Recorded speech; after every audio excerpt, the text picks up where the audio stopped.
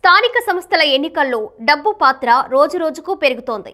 తెలంగాణలో జరుగుతున్న స్థానిక సంస్థల ఎన్నికల్లో ఓ సర్పంచ్ పదవి ఇప్పుడు హాట్ టాపిక్ గా మారింది. సర్పంచ్ పదవిని వేలంపాట ద్వారా దక్కించుకున్న అభ్యర్థి ఆ మొత్తం గ్రామ అభివృద్ధికి కేటాయించారు.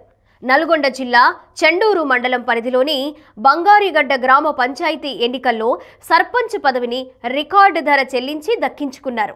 బంగారిగడ్డ గ్రామ పంచాయతీ సర్పంచ్ పదవి కోసం ముందుగా 11 మంది అభ్యర్థులు నామినేషన్లు దాఖలు చేశారు. అయితే గ్రామ పెద్దలు, ముఖ్యులు జోక్యం చేసుకుని గ్రామ అభివృద్ధి, ఆలయ నిర్మాణం కోసం ఈ పదవిని ఏకగ్రీవం చేయాలని నిర్ణయించారు. గ్రామస్తులు కనకదుర్గ ఆలయ నిర్మాణం, గ్రామ అభివృద్ధి పనుల కోసం నిధులు సేకరించడానికి సర్పంచ్ పదవిని వేలంపాట పెట్టాలని నిర్ణయించుకున్నారు. ఈ వేలంలో అత్యధికంగా 73 లక్షల రూపాయలు చెల్లించడానికి అంగీకరించిన మహమ్మద్ సమీనా ఖాసిం సర్పంచ్ పదవిని దక్కించుకున్నారు. వేలంలో మహమ్మద్ సమీనా ఖాసింకు సర్పంచ్ పదవి దక్కడంతో నామినేషన్లు దాఖలు చేసిన మిగిలిన 10 మంది అభ్యర్థులు దీనిని అంగీకరిస్తూ ఒప్పంద పత్రంపై సంతకం చేశారు. దీంతో వారు తమ నామినేషన్లను ఉపసంహరించుకున్నారు. ఈ నిర్ణయంతో బంగారిగడ్డ గ్రామ పంచాయతీ సర్పంచ్ పదవి ఏకగ్రీవమైంది.